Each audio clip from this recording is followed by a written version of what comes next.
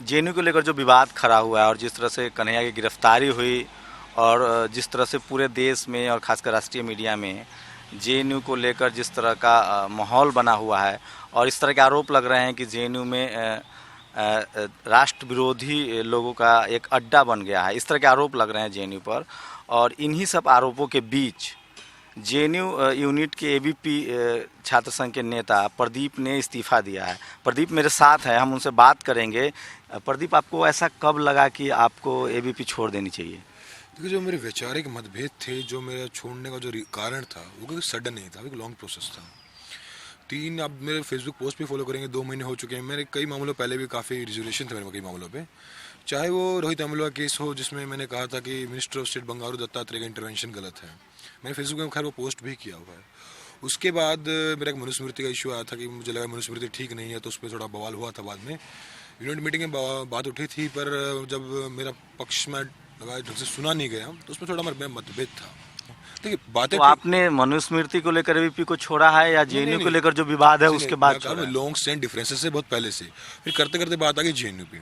क्या कहा कि लॉन्ग स्टैंडिंग डिफरेंसेस थे, जेएनयू पे आगे बात ऐसी हुई। देखो, जो 9 फरवरी को जेएनयू बिल्कुल ही दुखनीय था, बहुत गलत था, कंडेमेबल था, गलत हुआ। मैं नहीं कहता सब कुछ सही हुआ है।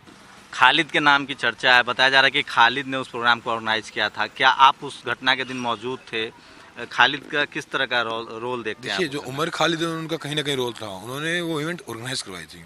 जब ऑर्गेनाइजर हो तो आपको बात करना पड़ेगा कि देखो आपके प्रोग्राम में कोई गलत नारी ना लगे। तो यहाँ पे खालिद कहीं ना कहीं थोड़ी गलती है, पर जो भी उनको सजा मिले तो कोर्ट दे, मैं कहूँगा।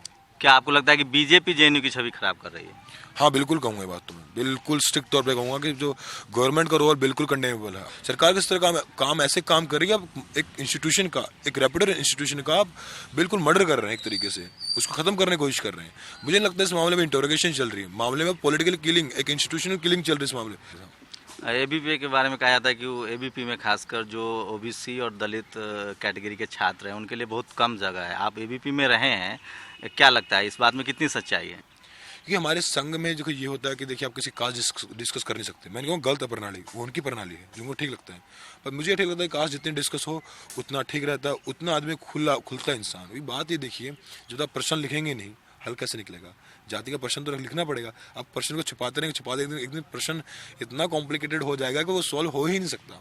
कन्हैया की गिरफ्तारी के बाद उसकी जमानत को लेकर जो प्रोटेस्ट हो रहे हैं या उसे रिहा करने की जो मांग हो रही है, उसमें आप जो 3 लोग हैं जिन्होंने इस्तीफ़ा दिया है, तो वो क्या आगे बढ़ के उसमें पार्टिसिपेट करेंगे या आप अभी भी वेट एंड वॉच करेंगे? नहीं, वेट एंड वॉच नहीं, हम एक मूवमेंट खड़ा करना चाहते हैं, पूरे देश भर में कहना चाहते हैं। देखिए, जो मॉब कल्चर बन गया, तो तालिबानी कल्चर बन गया। कन्हैया की बात कर रहे हैं आप। मैं कहता हूँ कन्हैया को कोर्ट सजा दे, मुझे कोई दिक्कत नहीं है।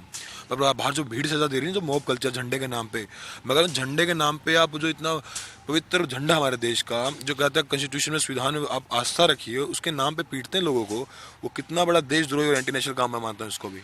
मतलब बीजेपी के जो नेता हैं जो आरोप लगा रहे हैं जेएनयू पर एंटी नेशनल होने का, यहाँ के छात्रों पर खासकर, कि ये नक्सलियों का और अब तो आतंकवादी तक कहा जाने लगा है, तो इससे आप बिल्कुल इत्तेफाक नहीं रखते? बात हो कि आप फैला के पूरे इंस्टीट्यूशन का मर्डर कर रहे हैं। जवाहर यादव हरियाणा में क्या बोलते हैं जेएनयू की लड़कियां प्रोस्टिट्यूट से भी गंदी हैं। कौन होती है प्रोस्टिट्यूट? लोग लड़की प्रोस्टिट्यूट बनती, कोई करती भी है तो अपनी गरीबी के कारण करते, कोई अपने शौक से तो मेरे ख्याल से कोई करता नहीं है।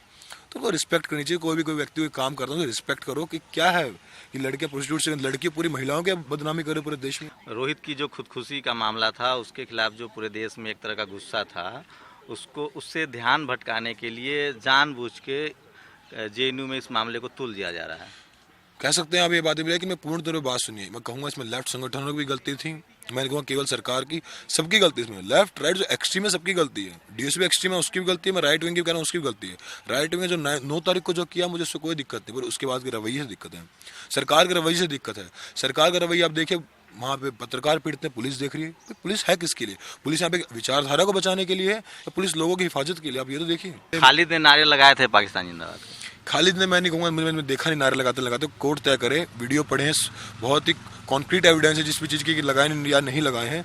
पर खालिद था वहाँ पे, वीडियोस में इतना है, पर ये नहीं पता नारे लगाए थे नहीं लगाए थे, वो कोर्ट तय करेगी। अगर वहाँ पे मॉब लिंचिंग हो जाती है, मन को भीड़ मार देती है उमर खालिद को, जो हमारा संवैधानिक, जो हमारा कल्चर है, जो हमारी संवैधानिक, जो हमारी संस्कृति है, क्या वो तालिबानी संस्कृति नहीं बन जाएगी? क्या उसको तालिबानी कल्चर नहीं बोलेगी? तालिबानी कल्चर लोगों को पीटना गलियों में, तो आप एबीपी में थे और रोहित वेमुला का मुद्दा आया था, एबीपी की क्या राय थी उस समय, क्योंकि आप उस समय तो एबीपी में थे, तो रोहित के मामले पर उनकी क्या राय मैंने थी? कहा था देखिए कि मिनिस्टर ऑफ स्टेट का इंटरवेंशन गलत है। फिर बात वही देखिए कि आपकी राय जब सुननी नहीं होती टाला मटोली की जाती है, तो टाला मटोली हुई इसमें, तो ढंग से बात नहीं आ पाई ऊपर। तो फिर थोड़ा हाँ आता है दिमाग में मतभेद, तो मतभेद चलता रहा हल्का फुल्का, मतभेद फिर चलते रहे आगे से आगे, फिर आप लगा लीजिए एक कलमिनेशन पॉइंट है। ये कोई सडन प्रोसेस नहीं था, मेरा एक वैचारिक मतभेद हुआ है, एक लंबा प्रोसेस था, कोशिश किया वापस आने। आप कह रहे कि आपने कहा एबीपी में वापस जाएंगे नहीं जाएंगे, अगर मैं एकदम जाता अपॉर्चुनिस्टिक होकर जाता और मुझे दूसरा लालच देते भी तुम यहाँ आ जाओ ये दे देंगे, तो शायद वापस चले भी जाते। पर बात था वैचारिक मतभेद था, हम अपॉर्चुनिस्टिक नहीं थे छोड़ने में, वैचारिक मतभेद के कारण अलग हुए, तो अब जाना नहीं बनता। तो मतलब आपको कहीं से ऐसा लगता है कि रोहित वेमुला को जिस तरह से समर्थन मिला जेएनयू में, उसकी वजह से सरकार चीरी हुई है, या वो उसके बाद कार्रवाई कर रही है? दिक्कत देश में है कि जितने भी जो भी शोषित लोग हैं, पिछड़े लोग हैं, गरीब लोग हैं, दलित हैं, कमज़ोर वर्गों से आते हैं, उन सबको जेएनयू सपोर्ट करती है। दिक्कत मुझे यहाँ लग रही है लोगों की, दिक्कत में सरकार की यहाँ लग रही है, सरकार को शायद इस चीज़ से दिक्कत हो रही है कि रोज़ के झंडा उठा के जाते हैं।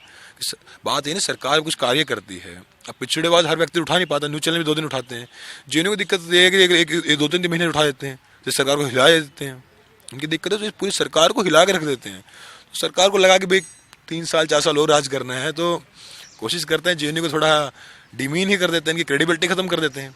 पूरा अपने इंस्टीट्यूशन को बदनाम कर दिया, अपनी राजनीति चक्कर में किसी भी चक्कर में बताइए आपके नेता बिना बात की बयानबाजी कर रहे हैं। जेएनयू में जो डाइवर्सिटी है, जिस तरह से एससी एसटी ओबीसी के छात्र काफी संख्या में यहाँ हैं, गरीब लगा लिया एससी में, तो जर्नल में कुछ गरीब भी होते हैं, तो क्या उस वजह से बीजेपी को प्रॉब्लम है?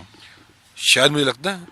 देखिए बात एससी एसटी ओबीसी की नहीं है, एबीपी में यहाँ पे एबीपी छोड़े बस जेएनयू में यहाँ पे जो कि हायर कास्ट से भी लगा ली, जो अपर कास्ट है, बहुत सारे लीडर आते हैं जो कि सरकार से इत्तेफाक नहीं रखते, किसी बहुत ही अलग विचारधारा इत्तेफाक रखते हैं जिसे सरकार नहीं रखती। तो बात यहाँ पे ये नहीं कि मतलब कि आप कि किस कास्ट से बिलोंग करते, बात होगा मानसिकता कहाँ आपकी।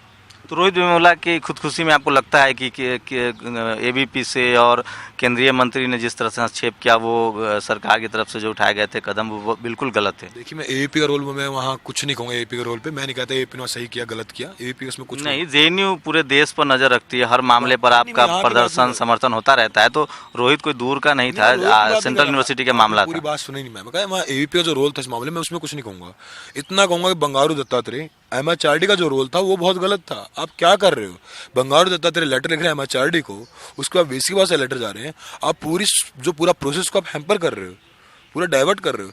ठीक है, जो ऑटोनोमस बॉडी होती हैं, जो प्रोक्टोरल कमेटी होती है, डिसाइड करे। एबीपी को लेकर क्या कहना है? जो जेएनयू में जो पूरा विवाद खड़ा हुआ है, इसमें कहीं ना कहीं एबीपी का भी हाथ है। इतना कहूंगा कि एपी ने जहां जेएनयू को बचाना चाहिए बचाया नहीं, अगर बचाती तो आज मैं वहाँ उनकी तरफ खड़ा होता। सरकार अगर जेएनयू को बंद करने का फैसला लेती है, तो फिर आप लोग का अगला कदम क्या होगा? सरकार फिर जेएनयू का मारने का काम नहीं करती, सरकार फिर पूरे 8,000 बच्चों को मारने का काम कर रही है। फिर सरकार सबसे बड़ा एंटी नेशनल स्टेप लेगी इस देश में, क्योंकि अगर जेएनयू को बंद करने का काम करती, पूरे जेएनयू को मारने की बात करती, पूरे 8,000 बच्चों पूरी आत्मा को मारने की बात करती, पूरे जो संस्कृति देश में जो प्रोग्रेसिव कल्चर था उसको मारने का काम करती सरकार। तो सरकार कहीं ना कहीं संविधान को मारने का काम करती है। तो आपने सिंसियर स्टेप नहीं उठाया किसी ने, मेरे मानने। अब कह अब मुझे आते हैं फेसबुक पे, आपने अंदर से आवाज़ क्यों उठाई? मैंने आवाज़ उठाई थी, पर जब आवाज़ नहीं सुनी जाए तो मैं क्या कर सकता हूँ।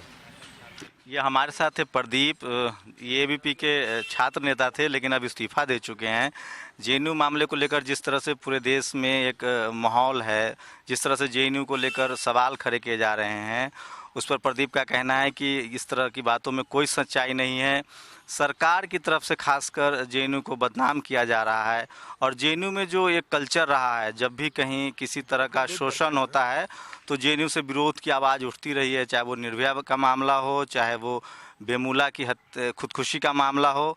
जेएनयू ने हमेशा आगे बढ़कर उसका विरोध किया है। शायद इस वजह से सरकार जेएनयू को लेके, सरकार का नज़रिया जेएनयू को लेके ठीक नहीं है, और वो जेएनयू के मामले में हस्तक्षेप कर रही है। तो प्रदीप की माने तो एबीपी का भी हाथ रहा है जेएनयू को लेकर जिस तरह से विवाद है, और ये एबीपी के नज़रिए से बिल्कुल सहमत नहीं, और इन्होंने इसीलिए इस्तीफा दिया है। और इनका कहना है कि आगे भी वो जेएनयू को लेकर, जेएनयू को बचाने के लिए प्रोटेस्ट करते रहेंगे। और ये इस बात से इनकार नहीं कर रहे हैं कि उस दिन जेएनयू में पाकिस्तान के पक्ष में नारेबाजी नहीं हुई थी, लेकिन इनका कहना है कि जो भी फैसला हो वो संवैधानिक तरीके से हो, कोर्ट इस पर फैसला करे। जिस तरह से भीड़ तंत्र कोर्ट में और जेएनयू के मेन गेट पर हंगामा होता है, जिस तरह से जेएनयू के छात्रों को बदनाम किया जा रहा है, उससे लोगों को बचना चाहिए। जेएनयू सबके लिए है और यहाँ हर तरह के छात्र हैं, हर तरह की विचारधारा का सम्मान है और सरकार को इसमें अपना हस्तक्षेप नहीं करना चाहिए। कैमरामैन इमरान अली के साथ शंभू कुमार सिंह, नेशनल दस्तक, दिल्ली।